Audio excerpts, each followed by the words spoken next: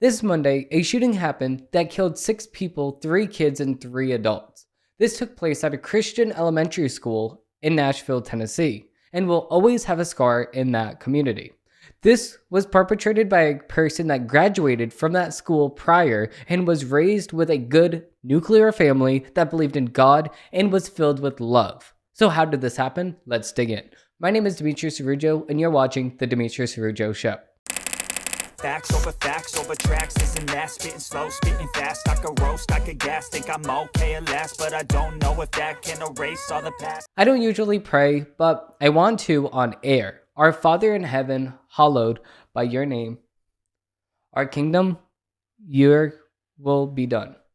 On earth as it is in heaven, please give the family of Evelyn, Mike, Catherine, Kathina, Haley, and William the power and strength to go on without their loved ones. Also, bless Michael Colzo, Rex Angelbert, and every other officer that saved countless other lives that day.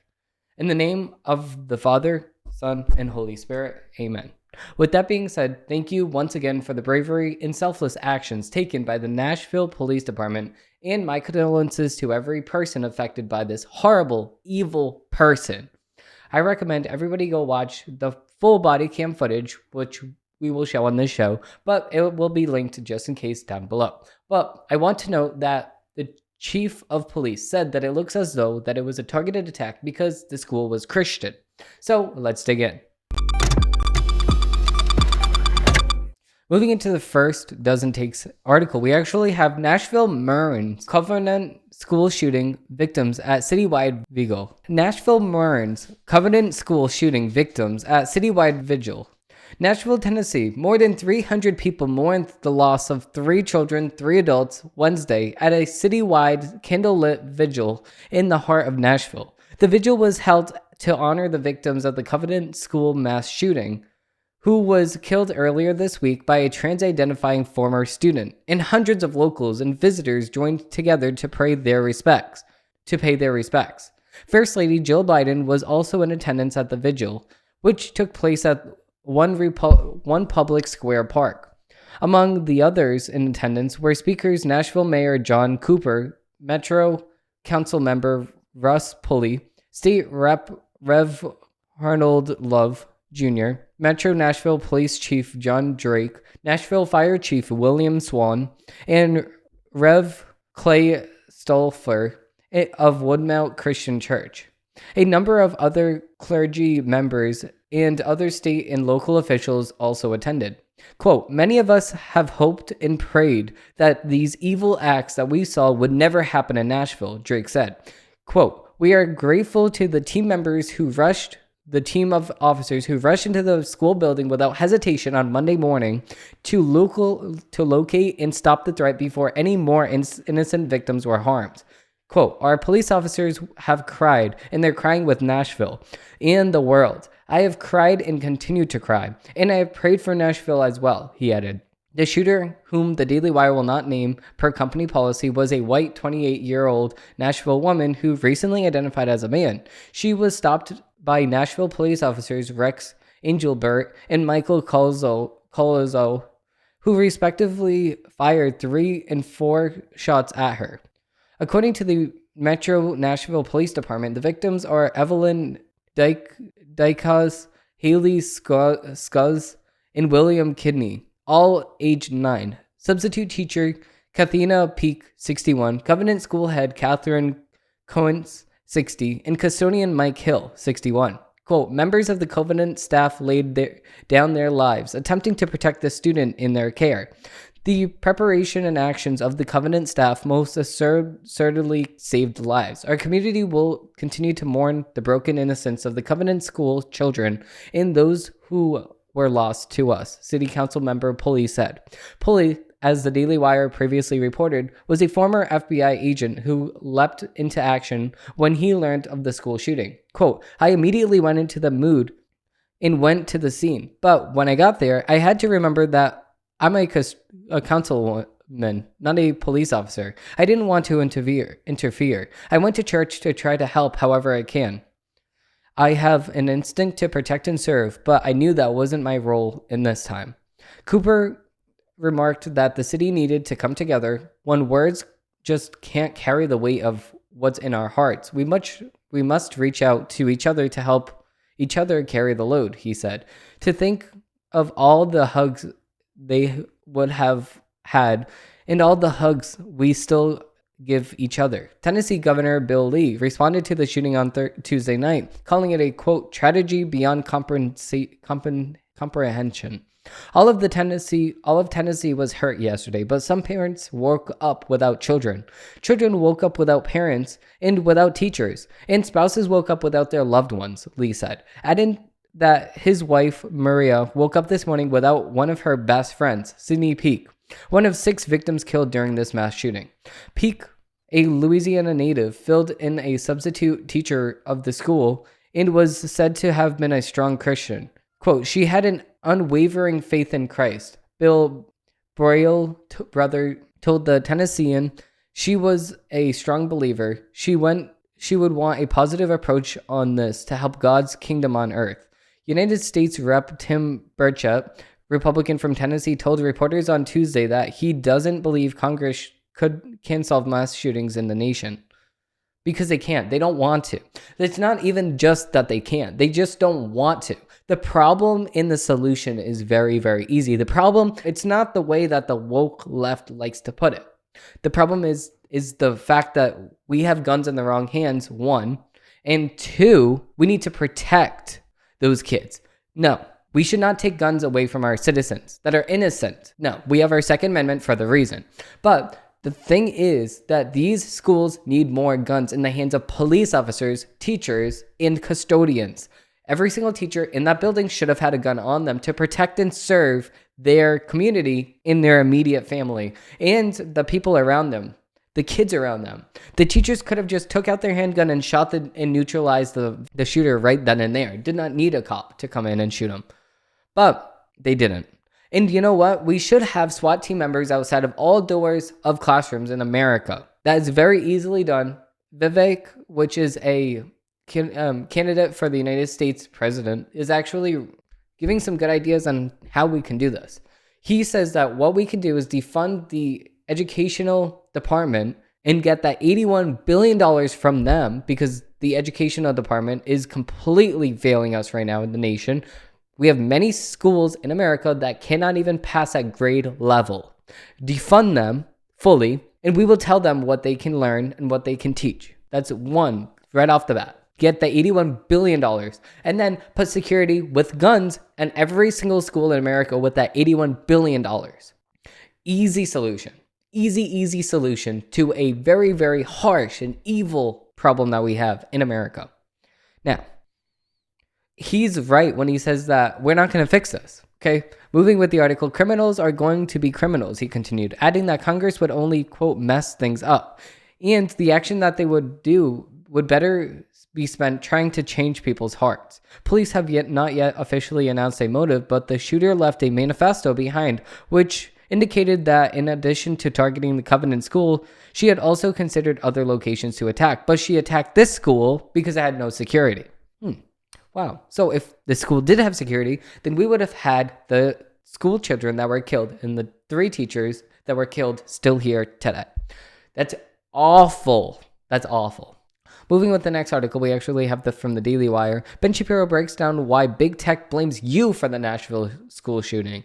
If you don't believe in gender dysphoric people can change their biological sex, big media thinks you share the blame for Monday's Nashville shooting, Ben Shapiro said on Wednesday. The shooting at a Christian elementary school, which left 3 children and 3 adults dead, who carried out by a 28-year-old woman who believed she was a man.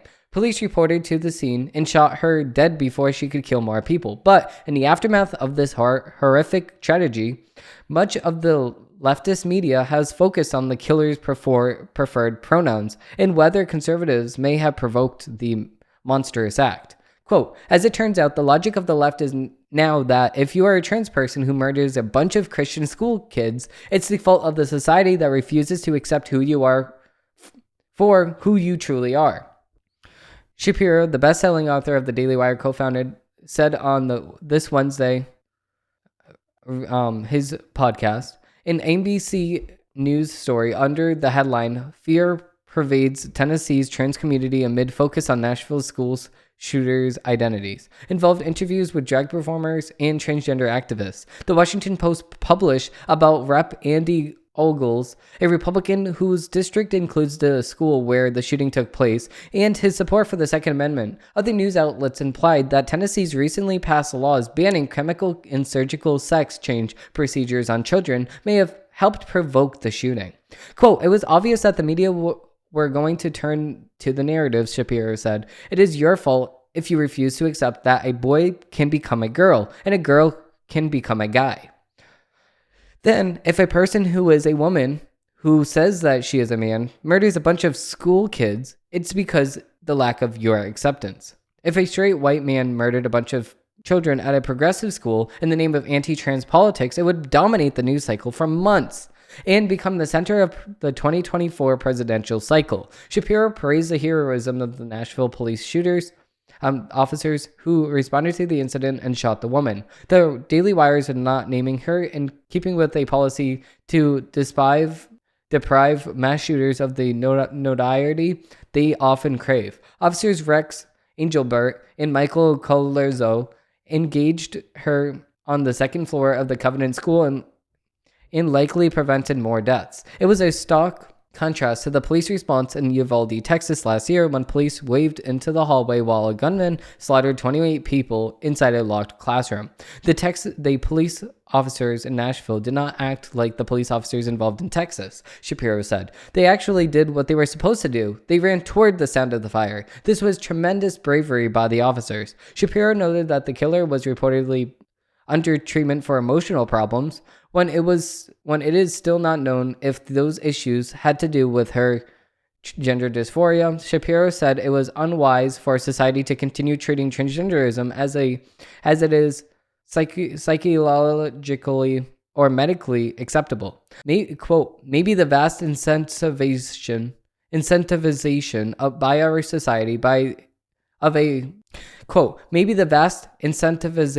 by our society of that particular mental disorder, maybe a society that declares that mental disorders are not in fact mental disorders, so long as they check particular political marks. Maybe that is the part of the problem here," he said. "The fact that a person who committed such a horrendous act identified as a transgender poses a problem for the media and the left at large," he said. Seen through the identity politics lens, victims just can't be victimizers," he said.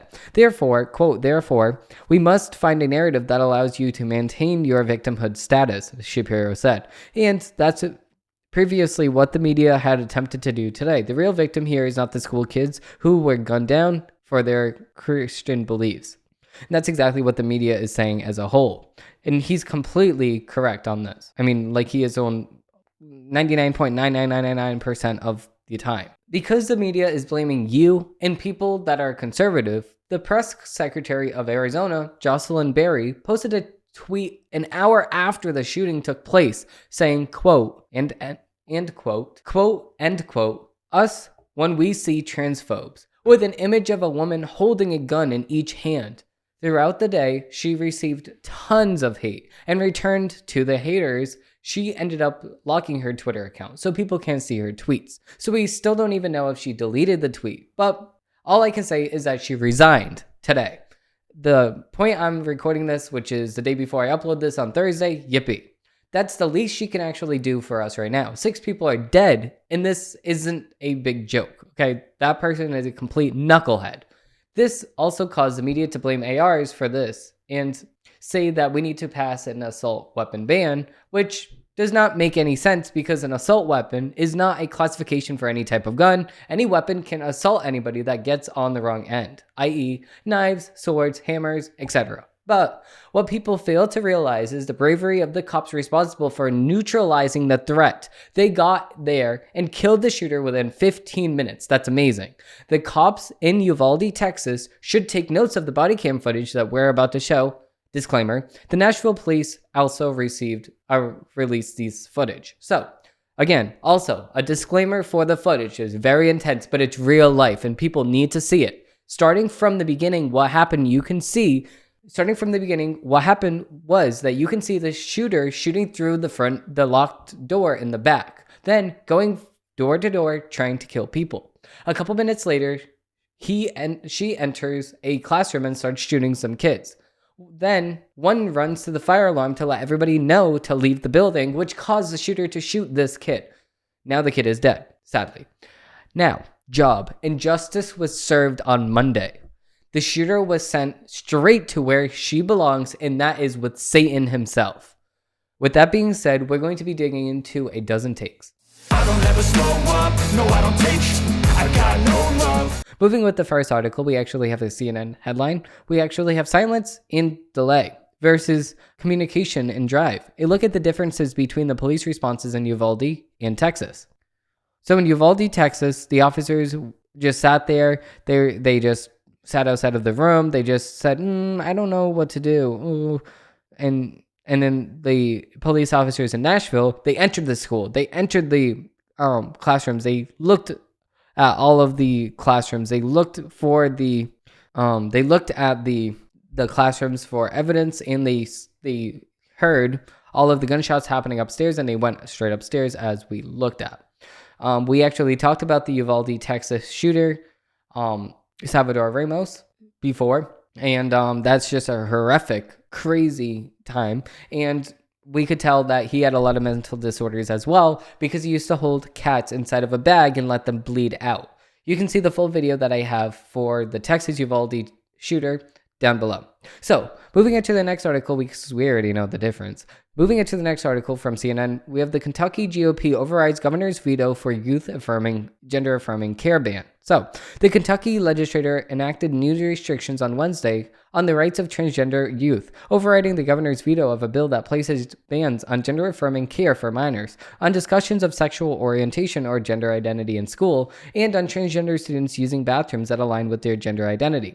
Democratic Governor Andy Beshear had vetoed Senate Bill 150 on Friday, saying that in a statement at the time that it will allow too much government interference in personal health care issues and rips away the freedom of parents to make medical decisions for their children. Okay, stop. We're going to full stop right there. How come you think that you have the right to completely destroy your children's life? How come you think that you have the right to completely destroy your children's ability to, one, have children in the future, two, have their freedom to to live basic life? Why do you think that you have the freedom to choose what organs your son or daughter has? Why do you think that you can just remove your son's testicles and turn them up inside out into their body and turn it into a hole and then pretend as though your son is a daughter? Why do you think that you have the right to do that? And why do you think that you have the right to turn your daughter's hole inside out and stick it out and use skin from their arm and make a fake testicle with it? Why do you think you have the right to do that? And why do you think that you have the right to use chemical castration to do this process to your children? Why do you think that you have the right to do that? Also, why do you think that you have the right to use chemical castration that we use on pedophiles to your children? Why do you think that you have the right to do that? You don't. That's the correct answer. And that's why the GOP in Kentucky did the right thing by vetoing his veto practically and moving on with this Senate Bill 150, because this is very important to save children's lives. No, suicide does not happen before transgenderism. Suicide happens after the transition that happens from transgenderism. That's what happens. So what happens is you go through the process of moving your hole inside out and constructing a fake testicle with it, or I mean the whole thing, so not just a testicle, the whole entire thing. Constructing the whole entire male body part onto a girl using skin from your forearm. Why do you think that you have the right to do that to your daughter? Why do you think that you have the right at all? Because you really don't. That's killing. After this surgery, the rate of suicide is higher. Look at TLC. We have a show. It's called, what is the show called?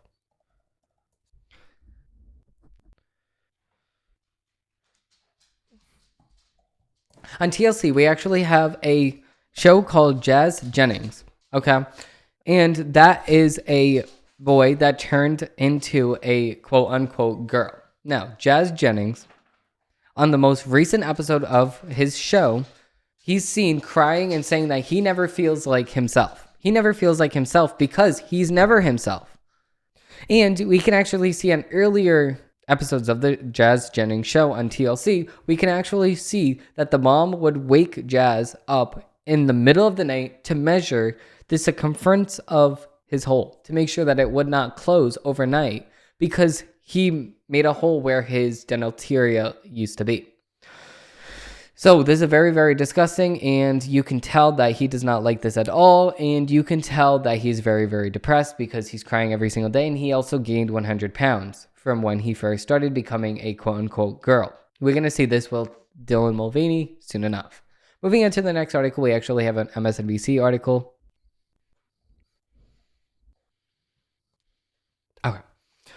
Okay, so moving into the next article from MSNBC, we actually have what unites mass shootings. It's not an ideology, it's the guns. Trying to pin America's mass shooting crisis on individual motives ignores the United States is awash with weapons of destruction. Okay, so you're saying that it is not the person's doing that caused the killing of 6 people? You're saying that the gun caused it? You're saying that just because a gun was just sitting here on the table, it just killed 6 people all of a sudden, a gun just hopped up out of nowhere and just boom, hit people on the head and just started shooting and firing everywhere. Oh my God, it's like the magic, it's like the teacup from the Beauty and the Beast. It just started floating around and started shooting people. Oh my God, it was amazing. How? How did this happen? How does this happen without a person shooting the gun? This remote doesn't just get up and change the channel on its own, just started floating around. No, it doesn't. This remote does not just get up and start floating around and start changing the channel itself. No, it does not. It needs a person to do that itself. Just like with a gun does not just sit on the table and randomly just start floating all over the place and start shooting people. It does not do this. So, moving with this stupid article, a day after Monday's shooting at Covenant School in Nashville, we know much more about the shooter and the dead. But one question remains. Why? Why this school? Why these victims? Why was the shooter motivated to take these lives? The search for a motive is a logical one. There's a deep desire to understand what pushed a person to carry out such a horrendous crime, especially when 3 children are dead. Nashville police have said that the shooter left behind writings that could potentially showcase their reasoning. But already many on the right have seized on reporting that the shooter was transgender. Okay, so every single time something gets released, the right always, quote unquote, seizes the opportunity. Oh my God, the right just seized the opportunity. What do you mean seizes the opportunity? It was a transgender that killed people. Transgenderism is a mental disorder. A person with a mental disorder killed people. That's the headline. What do you mean seize the opportunity? The only seizing of the opportunity that we have here is you guys seizing the opportunity to call us transphobic for merely pointing out that a person with a mental illness killed people at a school with a gun. That's the question we have here. My inbox was recently filled this morning after my article on Monday with people who were outraged that I didn't mention the shooter being a transgender former student of the school. This is less of a gotcha than they seem to assume. As many pro-gun voices have said before, it is impossible to legislate against whatever evil lies is in a mass shooter's head. The argument is often deployed as a defense against stronger gun laws. What it does not to grapple with it. What it does not then grapple with is that it is entirely possible to legislate on the availability of guns in our society. Okay, so now, it is not within your reason to legislate upon the Second Amendment of the United States. You cannot infringe upon our rights given by God in the Constitution. You cannot infringe upon those things. We have the Second Amendment to protect us from, 1, the government, as said in the Constitution. And what a lot of people like to say, and my friend shows me a lot of TikToks, because I don't have TikTok, woke TikToks, mind you, is that they like to say, oh, the Second Amendment is not absolute, and that means that we needed a well-regulated militia. Okay, so now, if you read the Second Amendment, like a person does, if you actually have an IQ cell or an IQ score over the price of gas, which is 3, then you will actually sit there and read the Constitution for yourself. It literally says, and I quote, "The Second Amendment of the United States Constitution protects the right to bear and keep arms." It was ratified on December 15, 1791. It says, "A well-regulated militia being necessary to the security of a free state, the right of the people to keep and bear arms shall not be infringed." So, a well-regulated militia is needed to keep the right of a free state, and the right of the people to keep and bear arms shall not be infringed. Okay, so what part are you not understanding? The Constitution is clearly stated. The Second Amendment says that we shall not have our rights be infringed. Why do you, the writer of the MSNBC opinion article, Hayes Brown, think that you have the right to go against our Constitution? Are you a constitutional lawyer, Hayes Brown? No, you are an opinion writer for MSNBC. Quote, "The fact remains true no matter what the motive is of the shooter. It's true when talking about the Santa Barbara, California gunman who left behind a manifesto dealing with his hatred of women in 2014. Now, of course, in 2014, we're going to release the manifesto for this shooter because it complies with the motives and the general ideal that the media has, okay? But we're not going to release the manifesto for this shooter because of the fact that it goes against what they would like to push at the media side. So, it's true when talking about the Charleston, South Carolina shooter who walked into Emerald African Modalist Episcopal Church in 2015 and killed 9 people, whose white supremacy fueled his rampage. Okay, so all of these so far are saying things that they love dealing with. They love dealing with white supremacy. Every single chance they get, they love dealing with white supremacy. Also, they love talking about all of these things, his hatred for women, his white supremacy. But now we have a transgender that was fueled by his hatred for Christians. And nope, we don't know the motive at all. We have this manifesto right here. But we're gonna keep this in the safe right here. No, you can't know about this. No, because that's gonna make you transgenders look bad. And we don't want to do that, the media says. So moving with your next article, we actually have an MSNBC. The quote, okay? "The media keeps giving Trump what he wants. Trump's superpower is knowing when he can say things his opponents and adversaries won't be able to correct. One thing we've learned from Donald Trump's false assertion this month is that he would be arrested last week is that he still has the ability, even as former president, to hijack the news cycles and shape it around his chosen narrative. It's a pattern we've seen play out several times before with Trump, and one we should prepare for in the coming days. And we wait to see whether Trump will be indicted by the Manhattan District Attorney's Office." Okay, so now we actually have an update because MSNBC at the top of the headlines. Live coverage, live updates. Trump indicted by a grand jury in New York. A New York grand jury has voted to charge Donald Trump in the Stormy Daniels hush money scheme. What to know? The grand jury in New York investigating the Stormy Daniels hush money scheme voted to indict President Donald Trump on Thursday afternoon. Trump faces potential changes stemming from Georgia and federal probes, relating in part to his efforts to overturn the 2020 presidential election. Follow along as our legal experts. Okay, so quote unquote legal experts. So what one recovering lawyer will be looking for in the Trump indictment. Today, NBC News has confirmed that a Manhattan grand jury has voted to indict Donald Trump. As of now, the indictment remains sealed, but once it is released to the public, we will know that every single media will, quote unquote, seize the opportunity. But of course, we can't say seize the opportunity on the left because they reserve that for the right, I guess. Moving on to the next article from NPR. We actually have Nashville. 74 people have been killed or injured by guns at American schools this year. Okay, so how are we going to fix this, NPR? What is your solution? Quote unquote. In my research, we focus on school mass shootings, which is really narrow definition where someone comes in heavily armed, fires indiscriminately, and kills 4 or more people. she said. The federal government currently does not track the specifics of shootings that occur in schools, and while Peterson says that they have been relatively rare over the past few years, there have been an increase in frequently in overall violence in school campuses that is undeniable regardless of the methodology involved in data collecting.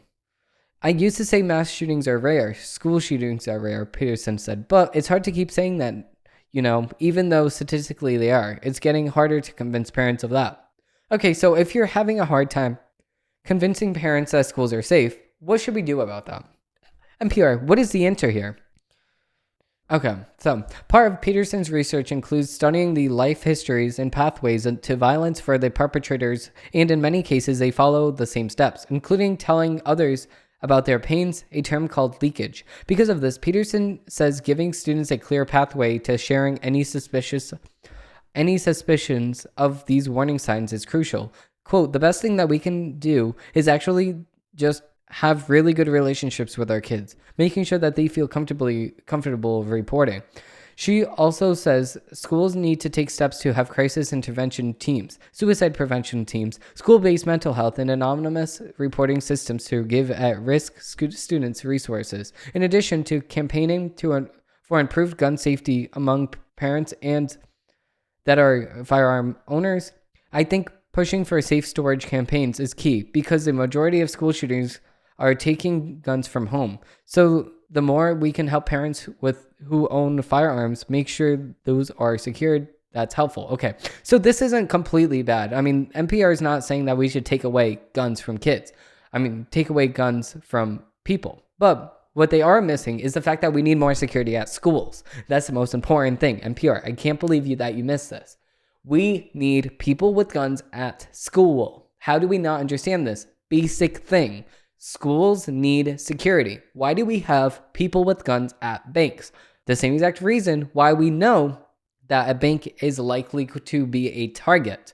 We have guns at banks. We have guns to protect our councilmen and women. We have guns to protect our government officials. We have guns to protect every single thing that we find secure. We have guns to protect every single thing that we find valuable in the society. Now, because of that, we find less crimes happen at banks, less crimes happen with our councilmen and women. We know that security can take care of it. But why don't we have the same exact security at schools? Why? That's a question that we need answered by our local officials. We need to have security at schools. Schools are a target because they do not have security. If you look at the schools that this mass shooter in Nashville was going to target, these schools had security. That's why she didn't go there first.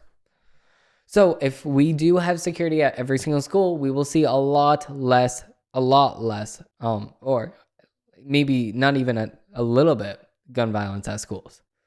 So moving into the next article, we actually have a Fox News article. Manhattan grand jury won't meet on Trump case until April 24.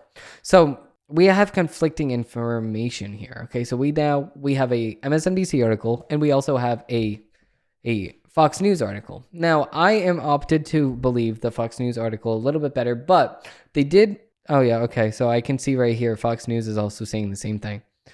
So they indicted Trump. Okay, so I guess this is wrong. So we're gonna just skip this article altogether because they since updated this story. They just said it at the top of the page. Moving on to the next article, we actually have a Fox News article. We have Pennsylvania Senator John Fetterman planning to return to Senate in mid-April after depression treatment. So, Senator John Fetterman, Democrat from Pennsylvania, plans to return to the Senate the week of April 17 after undergoing mental health treatment, according to Reuters. The senator has checked himself into Walter Reed National Military Medical Center on February 15 for clinical depression. Fetterman has suffered from a near-fatal stroke on the campaign trail in 2022, which gave him an auditory processing disorder. The newly elected senator had difficulty processing spoken words quickly and needed to use transcribing devices while at work. Doctors say that the post-stroke depression is common in patients, with 1 in 3 stroke patients experiencing it. Fetterman's office also said that he experienced depression off and on throughout his life. So why do we have this person in the Senate then? If you have depression, why are you in the Senate? You have mental disorders. Why are you in the Senate? Fetterman staffers said that he seemed withdrawn and disinterested in talking or eating before he checked himself into the hospital. He reportedly received daily in-person briefings on current events throughout his treatment. Fetterman has served in the Senate for 6 weeks before entering the inpatient facility. His Democratic colleagues have been supportive of his leave of absence. Of course. Why wouldn't they be? Like, he can't talk, 1. 2, he's in the hospital. He can't even do anything. So why wouldn't they like him? He's just an open book. He's in the middle of sleeping, and then they're like, sign here, Mr. Fetterman, and he just sits there and he signs whatever they want to put right in front of him. Why wouldn't he do that? Why would they not like him if he does that? Okay, moving on to the next article that was the second article. Moving on to the next article, we actually have a Breitbart article. We actually have trans anti-Christian video game attacking gender-critical tyrants released months before a school attack. Now, I don't think that this is a 100% connection, but I know that this is still a bad thing. Now, the left will say, if we on the right came out with a game that kills transgenders, then the left is going to, oh, how dare you, that's transphobic. Now, we have a video game featuring a transgender hero that shoots down trans critics, including priests, in order to allow players to, quote, unleash their pent-up fury upon the gender critical tyrants with an arsenal of deadly weapons. Was published by a trans game developer 2 months before Monday's Christian school shooting in Nashville, Tennessee, titled Tierfrieden 3D. The game name is play on the projective term TERF, or trans exclusionary radical feminist. According to dictionary.com, it refers to an advocate for racial feminism who believes that a trans woman's gender identity is not legitimate, and who is hostile in the inclusion of trans people and gender diverse people in the feminist movement. The game is a spin-off of the classic Wolfenstein, the longest-running first-person shooter series, where an American Army captain protagonist battles off evil Nazis. However, the Terfisian version, Nazis are replaced with enemies such as religious clergy and transgenderism critics, who are to be hunted and killed. A trailer for the game is released in advance, appears to show the main character gunning down unarmed priests. So let's actually watch this here.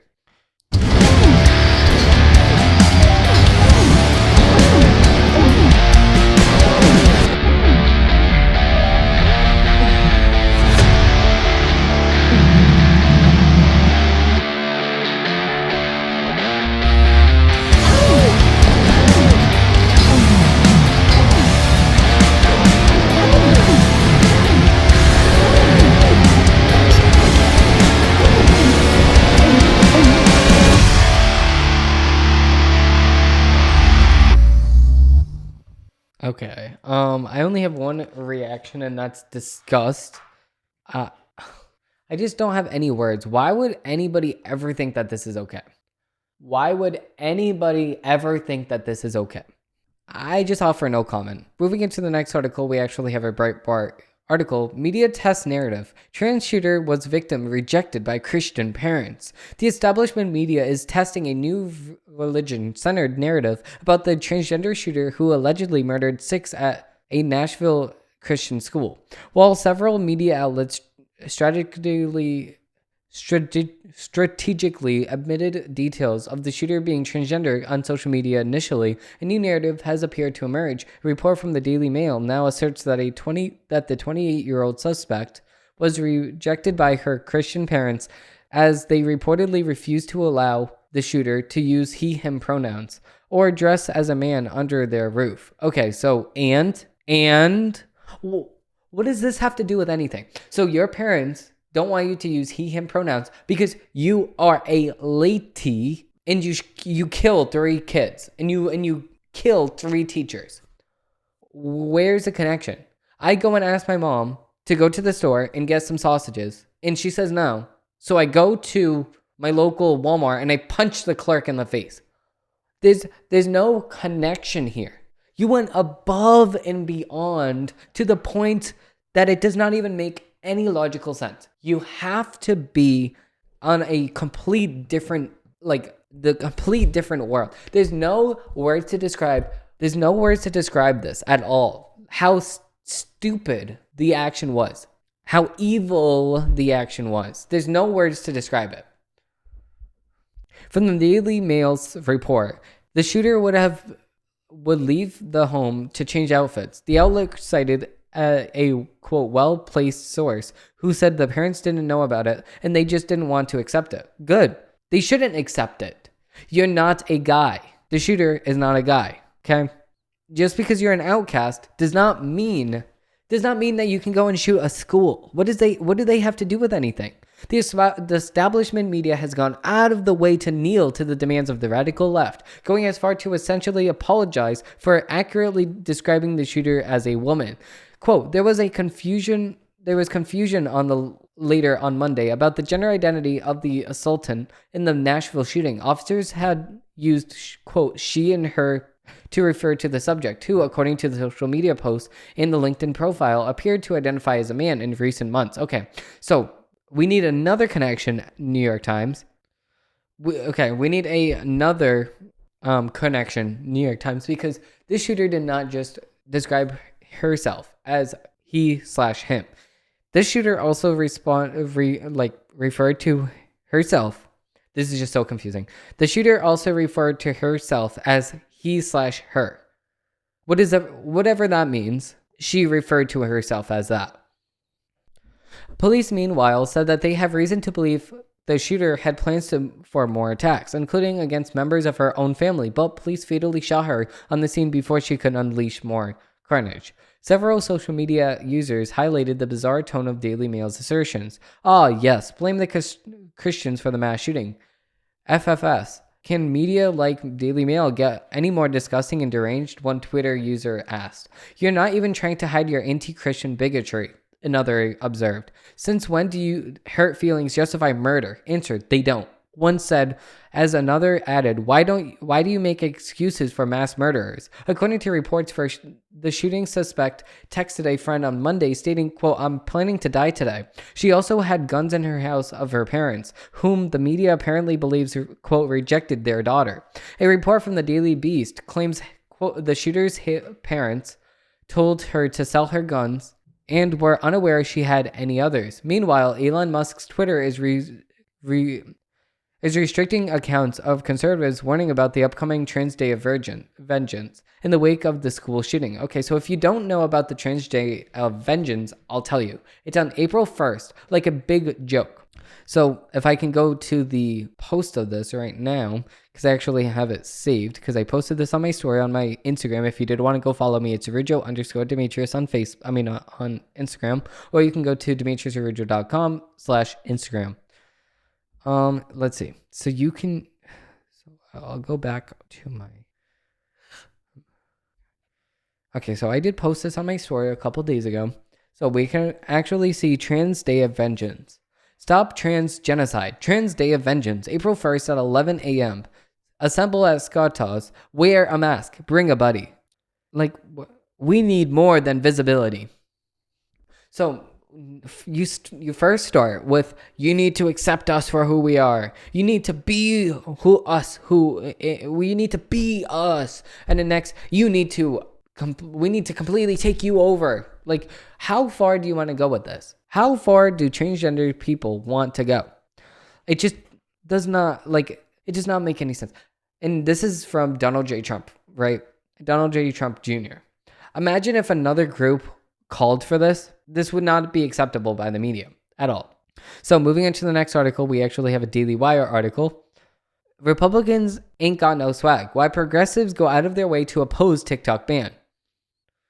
Every once in a while, there's a political no-brainer. Something along the lines of the Chinese Communist Party is using an app to data mine and influence American kids. Should we put a stop to it? For any sane, fully grown adult, the answer to this question is obviously yes. Yes, we should stomp out this evil weed as soon as possible. And yet, For progressive Democrats, the answer is oddly no. Why? Last week, we asked if this company is giving user data to the Chinese Communist Party. The Singaporean CEO of TikTok, Xu Zichu, howled and stammered in his congressional testimony. This is the same CCP that refuses to allow an investigation into the origins of COVID and recently flew a spy balloon on a cross-country vacation courtesy of the Biden administration. But we are just supposed to accept that it's fine and dandy if the Chinese government has access to every other 10 minutes of our children's lives. With over 1 billion worldwide users, TikTok is now the social media odyssey of today's youth, opioid of today's youth. The comical congressman of New York, Jamal Bowman, gave us a pretty good idea of why Democrats are no-toing to the Communist Party social media platform. He says, Republicans ain't got no swag. That's why they want to be a ban.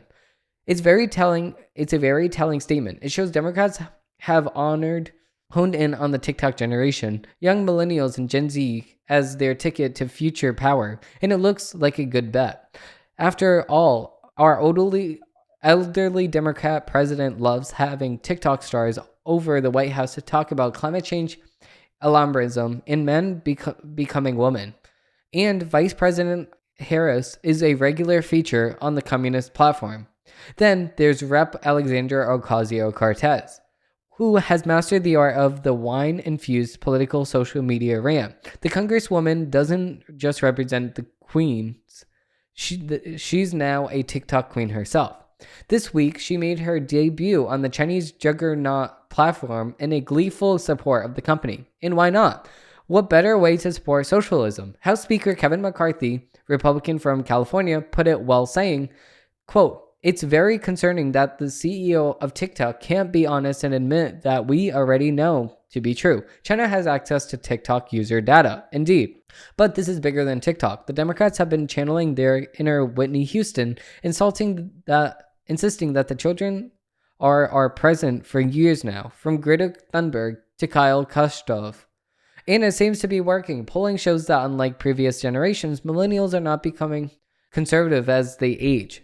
Instead, for many of them, their progressive values are settling in like a pregnant cheese. Compared to the past generational cohorts, Americans under 40 are in the kind of ideological arrested development. The Financial Times put it bluntly in a recent headline, millennials are shadowing the oldest rule in the politics. Their study found that historically, a 35-year-old should be about 5% less conservative than an average person. Instead, today, the number is 15% less. And for younger Americans, the numbers are even more stark.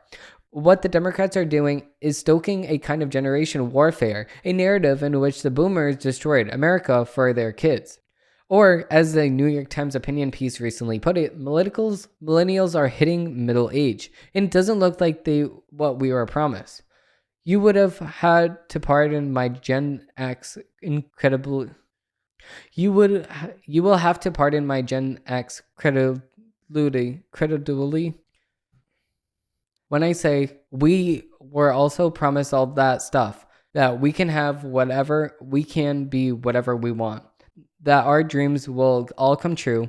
We just weren't naive enough to believe it. The Democrats need TikTok because it is a place that young kids go and children escape reality, where they really can be whatever they want to be. No avatar is out of reach. No pronoun is too absurd. Okay, and I completely agree. That's why the Democrats love TikTok so much based off of this article. I mean, I completely agree fully. Because yes, TikTok is a poison to society. Not only because it's the fact of it's ruining our focus, because we cannot read a full story anymore. We cannot sit there and read an article. No, you want somebody to scream in your face, hey, this article has this and this article has this. That's what people want on TikTok. And that's a deeply upsetting thing. And that's why I deleted TikTok a year ago. I would say a little bit more than a year ago because it's March. So I would say last January I deleted it. So maybe like 15 months ago I deleted it. Oh well, I don't need it. My life has been way better. If we were to learn one thing from this, it is, I'm sorry to all the victims that happened in this Tennessee mass shooting. Number 2, the thing that we learned is that TikTok and social media in general is bad for you. With that being said, we're going to end that right here. Thank you all for watching, and I hope they have a great rest of your day. Bye.